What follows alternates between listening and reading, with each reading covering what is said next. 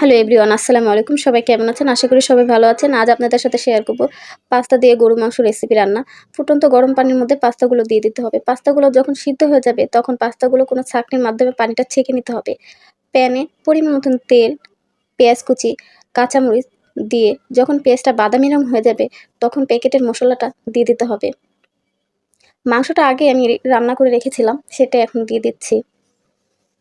মাংস আর পেঁয়াজটা যখন একটু ভাজা ভাজা হবে, ভালোভাবে কষানো হবে, তখন পাস্তাগুলো দিয়ে দিতে হবে। পাস্তার মাংসটা যখন ভালোভাবে কষানো হবে তখন ম্যাজিক মশলাটা দিয়ে দিচ্ছি। এটা প্যাকেটে থাকে না, এটা আলাদা কিনে আনা হয়। সস দিয়ে দিচ্ছি। আমার রান্নাটা প্রায় হয়ে গেছে। আমার রেসিপিটা কেমন হয়েছে জানাবেন। আল্লাহ হাফেজ।